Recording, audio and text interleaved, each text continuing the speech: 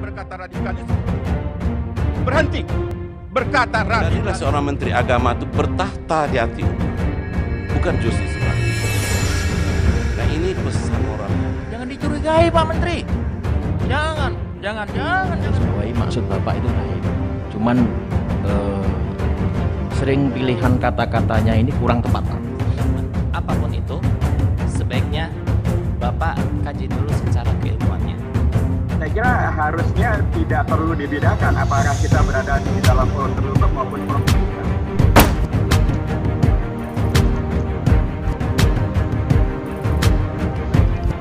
Komisi 8 DPR RI mengejar Menteri Agama Fahrul Razi terkait pernyataannya yang dinilai membuat kegaduhan di masyarakat. Dalam rapat kerja Komisi 8 DPR RI dengan Menteri Agama Fahrul Razi pada Selasa 8 September 2020, Menteri Agama menerima banyak kritikan dan cercaan atas pernyataannya itu.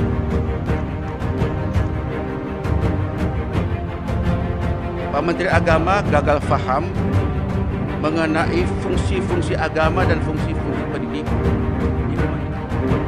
Bapak ini cocoknya jadi menteri pertahanan keamanan, menjadi menteri Menko Polhukam. Pandangan saya, Pak Menteri Agama, sekali lagi saya mengajak, berhentilah berkata radikalisme. Berhenti berkata radikalisme. Islam yang kita paham ini Islam yang rahmatan lil alamin, dibangun oleh baginda Nabi Muhammad SAW, penuh dengan kasih sayang. Pondok pesantren Pak Menteri ya, Pak Ketua, kita mendidik anak-anak kita itu supaya baik, penghafal Quran dan lain sebagainya.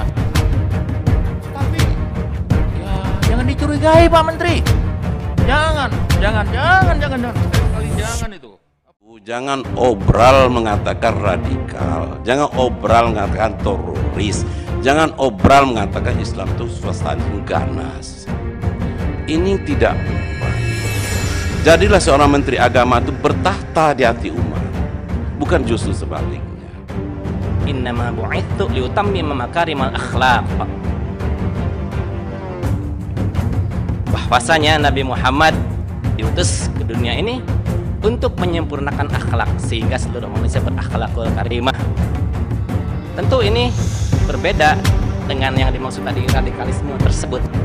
Jadi tentunya dikaji terlebih dahulu, jangan sampai mengkaitkan dengan suatu ciri yang memang belum tentu kebenarannya terjadi seperti itu. Kita belum pernah mendengar Pak Menteri mempermasalahkan terkait radikalisme kelompok-kelompok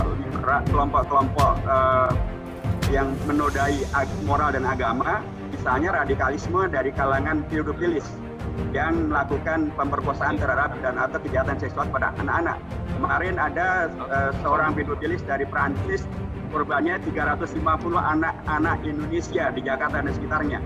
Kita tidak pernah mendengar Pak Menteri mempermasalahkan radikalis dari kalangan pedofilia, dan ini menyebar kemana-mana. Kemarin ditangkap kelompok LGBT, kelompok gay yang melakukan pesta seks, dan itu ternyata sudah 6 kali mereka. Meski banyak menerima cercaan, Menteri Agama tampak santai menanggapi seluruh apa yang disampaikan anggota Dewan dari Komisi 8 itu.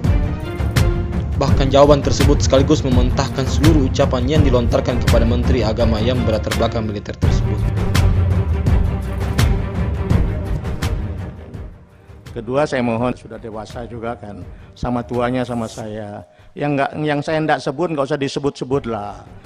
Kalau Menteri Agama menganggap semua penceramah itu orang yang radikal, nggak pernah saya katakan begitu. Nggak usahlah disebut gitu. Sama dewasanya kita, sama kewajiban kita menjaga bangsa ini. Jadi yang nggak saya sebut, saya lebih sondong buka aja utuh apa pembicaraan saya itu. Nggak usah ditambah-tambah dari itu. Orang lain nambah-nambah nggak apa-apa lah. Tapi kalau teman-teman DPR nggak usah nambah-nambah lah. Sama-sama kita ingin menjaga bangsa ini kan Pak. Saya setuju dengan Bapak. Dulu sama-sama kita berjuang Islam juga sama tantangan saya. Saya mulai dengan Taruna, saya sudah berjuang untuk Islam. Saya berkali-kali pada saat Letnan Kalten terus saya berceramah di mana-mana tentang menjadi khotib dan sebagainya. Orang-orang yang tertentu nggak suka sama saya. Apa itu Fahrul itu perwira hijau, khotbah di mana-mana, nggak peduli saya. Ada yang ingatkan Pak, hati-hati pimpinan kita sekarang non Muslim, nanti Bapak nggak peduli. Lanjut aja saya. Dan alhamdulillah nggak ada juga pimpinan non Muslim yang menghambat saya. Udah sama lah kita berjuang itu Pak. Mungkin yang nggak ada, mungkin satu-satu misalnya ngomong Pak Din Samsudin, sahabat saya dulu kami. Berkali-kali kami bertemu tatap muka diskusi tentang Islam. Ada pertemuan kami secara periodik. Samanya kita itu. Jadi nggak ada sesuatu yang pedulian tentang pesantren luar biasa. Nggak ada pedulian kita sedikit mengumumkan. Kemana-mana kita ngomong pesantren. Orang pesantren minta saya tolong buka buat datang. Ini mau datang kemana? Datang saya. Jadi nggak ada masalah lah. Komitmen kita sama. Masalah ada kesalahan dalam tindak langkah, saya kira kita sama sependapat. Itu salah, harus kita perbaiki. Saya tadi tegaskan di dalam sana, apapun terjadi segera itu kembalikan. Pak, mesti tidak ada mesti-mesti, harus segera dikembalikan. Jadi saya kira itu sudah kami jawab, Pak. Langsung aja nanti mungkin hari ini kalau perlu kita tuntaskan tentang itu. Nah, tentang pernyataan saya tadi lebih baik dibuka aja. Ada yang saya salah katakan salah. Tapi saya katakan kita nggak punya waktu panjang waktu itu. Hanya waktu tidak salah saya hanya 14 menit. Masih sebenarnya ini banyak cerita tentang itu. Tapi saya cerita juga sedikit tidak salah kalau dibuka itu.